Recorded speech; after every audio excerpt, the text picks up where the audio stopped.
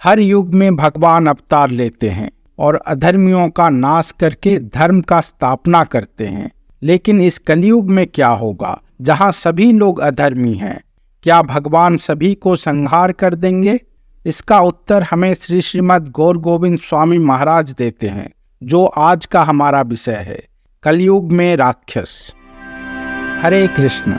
राक्षसों के बारे में कौन नहीं जानता? सभी जानते हैं पुराने समय में इस धरती पर राक्षस हुआ करते थे। त्रेता युग में एक बहुत बड़ा राक्षस था जिसका नाम था रावण। उसके 10 सिर थे। उसे हम सब 10 सिर वाला राक्षस रावण कहते हैं। साधारण लोगों का मानना है कि राक्षस बड़े भयंकर रूप वाले होते हैं। उनके कई सारे सिर, कई हाथ और कई पैर होते हैं। हम लोग मनुष्य हैं जिनके एक सर, 2 हाथ और 2 पैर हैं। लेकिन ये सच नहीं है। इस दुनिया में 2 तरह के लोग हैं, एक भक्त और दूसरा दानव, डिवोटीज एंड डिमॉन्स, सुर और असुर। अर्थात शास्त्रों का कहना है अगर हम भक्त नहीं हैं तो फिर राक्षस हैं। ये कैसे संभव है? हम तो इंसान हैं, हम कैसे राक्षस हुए? शास्त्र कहते हैं राक्षस कोई दूसरे ग्रह के प्राणी नहीं होते। एक ही पिता के 2 संतान, एक देवता बनता है और दूसरा असुर। जो भगवान को और उनके नियमों को मान के अपना जीवन धारण करते हैं वो सुर बन जाते हैं। और जो भगवान की सत्ता को नहीं मानते, क्योंकि उनको खुद भगवान बनना है, किसी के नियंत्रण में नहीं रहना है, धर्म के वजह से अपना उपभोग में बाधा नहीं चाहते, उन लोगों को असुर कहा जाता है। ऋषि कश्यप के 2 पत्नी थे, दिति और अदिति। अदिति के संतान हुए इंद्र, चंद्र, सूर्य आदि। इन सभी को आदित्य कहा गया और ये भगवान विष्णु के परम भक्त बने, इसीलिए इनको सूर्य कहा गया। दिति के संतानों को दैत्य कहा गया। हिरण्यकशिपु और हिरण्याक्ष भगवान विष्णु को नहीं माने, वो खुद भगवान बनना चाहते थे। ये दैत्य लोग असुर के नाम से जाने गए। मनुष्य और राक्षस ये शरीर से अलग अलग नहीं होते, बल्कि ये तो मन और विचार से अलग होते हैं। जो भगवान ने वेदों में नियम दिए हैं वही धर्म कहलाता है। और जो लोग धर्म को मानकर चलते हैं वो मनुष्य में गिने जाते हैं। और जो अधर्म के सहारे जीते हैं उनको राक्षस कहा जाता है। सत्य युग, त्रेता युग, द्वापर युग, इनमें बहुत कम राक्षस हुआ करते थे, क्योंकि सभी लोग भक्त होते थे। लेकिन इस कलयुग में उल्टा है, ज्यादातर लोग राक्षस हैं, क्योंकि वो भगवान के भक्त नहीं हैं। अपने इंद्रिय उपभोग करने के लिए अधर्म के रास्ते पे चलते हैं। भगवान ने भगवत गीता में कहा है, परित्राणाय साधूनाम विनाशाय च दुष्कृताम धर्म संस्थापनार्थाय संभवामि युगे युगे। हर युग में भगवान राक्षसों का संहार करने के लिए और धर्म की स्थापना करने के लिए अवतार लेते हैं। लेकिन कलयुग में तो ज्यादातर लोग राक्षस हैं, असुर हैं, सभी लोग अधर्म में लिप्त हैं। ऐसे में भगवान अवतार लेकर कितनों को मारेंगे? ऐसे तो इस दुनिया में कोई रहेगा ही। शास्त्र में लिखा है कि कलयुग के प्रथम संध्या में भगवान कृष्ण अवतार लेंगे चैतन्य महाप्रभु के रूप में और कलयुग का युग धर्म स्थापना करेंगे।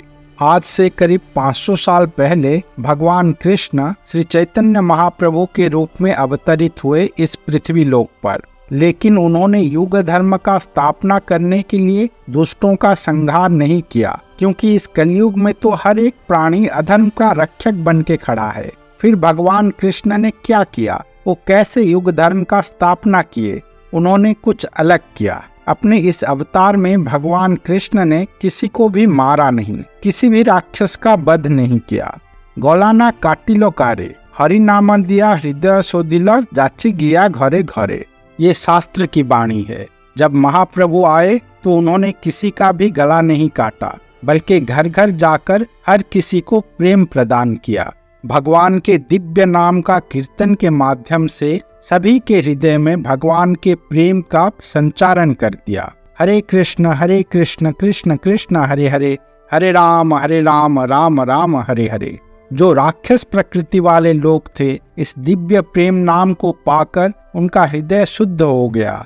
महाप्रभु ने किसी का गला नहीं काटा, उनका हृदय परिवर्तन करके उनको भक्त बना दिया। जो असुर थे वो सब सूर बन गए। यह महाप्रभु का मार्ग है। बहुत अद्भुत मार्ग है ये। राक्षस को मारते नहीं हैं, उनको भक्त बना देते हैं। श्रील प्रभुपाद ने कहा है, जब कोई भक्ति योग का आश्रय करता है तो तुरंत ही भगवान कृष्ण उसके हृदय में आकर बैठ जाते हैं और अपने चक्र से हमारे हृदय में जो वासना रूपी राक्षस बैठा हुआ है उनका संहार कर देते हैं। हम जब हरे कृष्ण महामंत्र का कीर्तन करते हैं, हम भगवान कृष्ण को आवाहन कर रहे हैं। और जब भगवान कृष्ण आ जाते हैं, जो कि सूर्य के समान हैं, जब वो प्रकट होते हैं तो जो अंधकार रूपी राक्षस है वो मिट जाता है। कलयुग में ज्यादातर लोग राक्षस हैं क्योंकि वो अधर्मी हैं। कली खुद भी एक राक्षस है जिसे परीक्षित महाराज ने पकड़ा था। वो उसको मार सकते थे लेकिन उसको मारा नहीं। कली परीक्षित महाराज के पाद पद्म में शरण ले लिया तो महाराज ने कहा, मैं तुम्हें नहीं मारूंगा, क्योंकि कलयुग में अनेक दोष होते हुए भी कुछ ऐसे खूबियां हैं जो कि कोई और युग में नहीं है। कलेर दोष निधि राजन अस्ति ही एको महान गुणा कीर्तन देव कृष्णस्य मुक्त संग परम व्रजेत। यद्यपि कलियुग दोषों का सागर है, फिर भी इस युग में एक अच्छा गुण है। केवल हरे कृष्ण महामंत्र का जाप करके कोई भी व्यक्ति भौतिक बंधन से मुक्त हो सकता है और पारलौकिक साम्राज्य में पदोन्नत हो सकता है।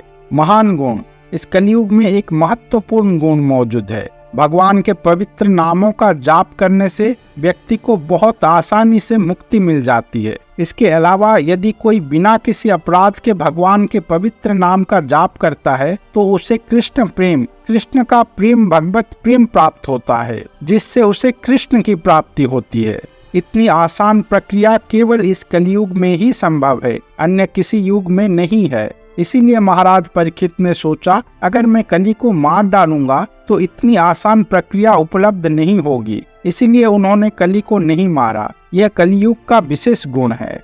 भले ही हम मनुष्य का मुखौटा पहन के बैठे हैं, लेकिन अगर हम अधर्म के रास्ते में चलते हैं तो हम राक्षस हैं। लेकिन फिर भी हम बड़े भाग्यवान हैं कि हमने इस धन्य कली में जन्म लिया है। ये कलियुग हमें एक ऐसा सुजोग प्रदान कर रहा है जो कोई और युग में किसी भी जीव को नहीं मिलता है। अगर हम इसका फायदा नहीं उठा पाएंगे तो हमसे बड़ा भाग्यहीन और कोई नहीं होगा। इसीलिए सभी जीव को महाप्रभु के इस हरिनाम संकीर्तन यज्ञ में भाग लेकर अपने जीवन को सफल करना चाहिए। अपना प्रश्न और सुझाव हमें जरूर बताइएगा। हरे कृष्णा।